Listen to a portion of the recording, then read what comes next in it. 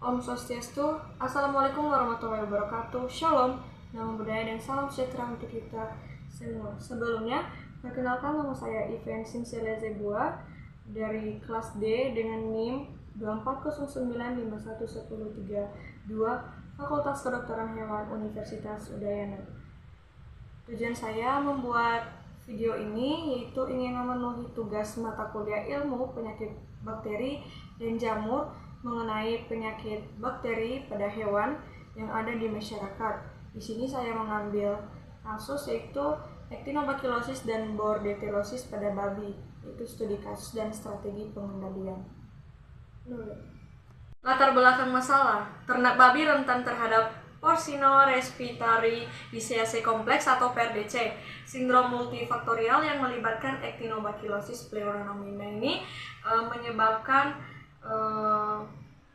dan Bordetella bronchis hepatica ini menyebabkan rinitis atrofik. Penyakit ini menyebabkan kerugian ekonomi signifikan melalui mortalitas tinggi, penurunan pertambahan bobot badan, dan biaya pengobatan, terutama di peternakan semi intensif di Indonesia seperti Bali dan daerah istimewa Yogyakarta. Faktor predisposisi ini mencakup kepadatan kandang tinggi, ventilasi buruk, pakan tidak higienis, dan stres lingkungan yang memfasilitasi koinfeksi dengan patogen lain seperti Pasteurella multocida dan Mycoplasma hypnomeal. Studi UGM 2018 dan 2019 ini mencatat 41 kasus infeksi bakteri pada babi dengan lesi pernapasan dominan, menegaskan prevalensi tinggi di daerah tropis. PRDC telah menjadi kendala utama industri babi global dengan Actinobacillosis pleuronomina ini menyebabkan pneumonia, fibronosus, dan Bordetella bronchis hepatica, memicu infeksi sekunder kronis pada babi prasapi. Itu di peternakan babi daerah Yogyakarta 2018 sampai 2019 ini 41 kasus infeksi bakteri menunjukkan lesi pernapasan dominan pada os turbinatum trachea dan paru-paru dengan Actinobacillosis pleuronomina serta Bordetella bronchis hepatica sebagai patogen utama. Masalah produksi mortalitas mendadak ini mencapai 20-40% pada babi usia 5-12 minggu akibat pneumonia, perakut, dan rinitis atrofik disertai pertumbuhan lambat atau ADG turun 25-30% serta konservasi pakan buruk VCR lebih 3:1 dalam Porcine Respiratory Disease Complex atau PRDC.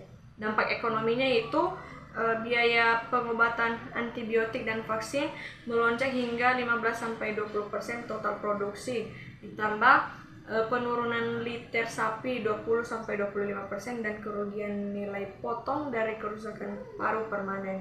Tantangan lain yaitu ada overcrowding kandang, ventilasi buruk, dan resistensi antibiotik memperburuk wabah berulang, memicu karantina serta penutupan pasar. Gejala klinisnya itu penyakit ini disebabkan Actinobacillus pleurominae itu muncul secara perakut dengan demam tinggi sekitar 41-42 derajat Celcius, sesak napas mendadak, batuk berdarah, anoreksia, dan kematian cepat dalam 28-48 jam pada babi dewasa. Pada bentuk subakut terlihat batuk kronis, penurunan bobot badan, dan pernapasan abdominal. Lesi nekropsi mencakup edema paru, fibrina, dan pendarahan. Gejala bordeliosis juga atau Bordetella bronchis hepatica ini menyebabkan rinitis atrofik pada babi muda dengan bersin paroksismal, hidung berair,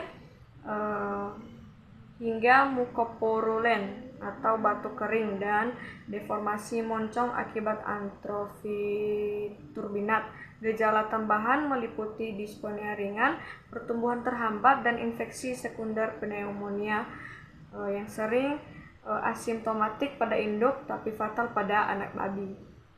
Cara penularannya itu Actinobacillosis dan Bordeliosis ini pada babi menular terutama melalui rute pernapasan dan kontak langsung. Penularan Actinobacillosis ini menyebar via aerosol atau droplet dari bersin atau batuk babi sakit, efektif hingga jarak 5-10 meter di kandang padat.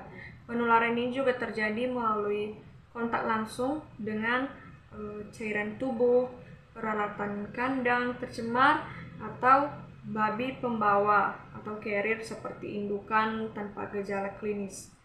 Penularan bordeliosis juga ini ditularkan melalui droplet pernapasan saat bersin, kontak hidung ke hidung antar babi, atau vomites seperti pakan atau air tercemar.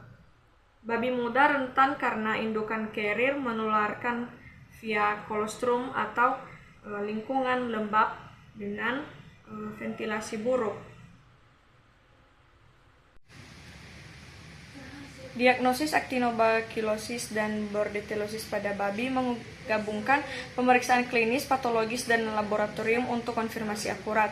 Pendekatan klinis yaitu gejala seperti sesak napas akut, batuk berdarah, atau bersin kronis dan hidung berair menjadi indikasi awal. Anamnesis peternakan mencakup kepadatan kandang tinggi dan riwayat vaksinasi untuk mendukung dugaan PRDC.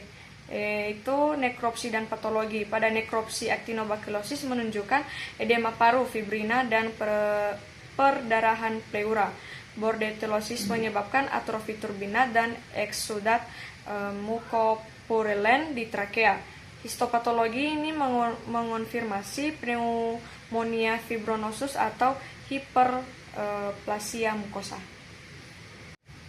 Pengobatan Actinobacilosis dan Bordetelliosis pada babi ini memerlukan pendekatan bertarget dengan antibiotik berdasarkan sensitivitas bakteri, didukung manajemen kandang, dan untuk mencegah resistensi.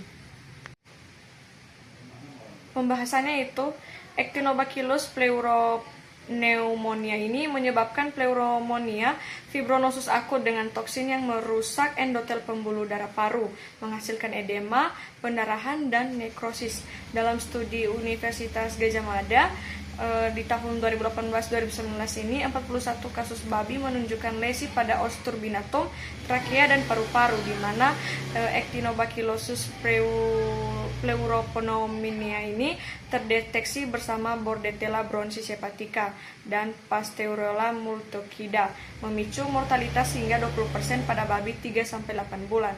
Bordetella bronchis hepatica ini juga menginduksi rinitis atrofik kronis dengan adesi pada silia epitel hidung, menyebabkan atrofi turbinat dan predisposisi infeksi sekunder. Sebagai kesimpulannya itu, kedua penyakit disebabkan Actinobacillus dan Bordetella bronchis hepatica ini sering koinfeksi dalam PRDC dengan gejala seperti disponea, batuk, dan lesi paru fibrinosus yang dikonfirmasi nekropsi dan kultur bakteri. Pengendalian efektif melalui diagnosis dini, antibiotik sensitif, dan vaksinasi mengurangi insidensi hingga 90% pada peternakan. Sebagai saran yaitu, lakukan vaksinasi rutin pada babi anak terhadap kedua patogen untuk mencegah pulmonary bordeliosis dan pulmonary bordeliosis. Tingkatkan biosecurity dengan ventilasi kandang optimal, kepadatan rendah, dan isolasi kasus sakit. Yang ketiga itu, uji sensitivitas antibiotik secara berkala sebelum pengobatan.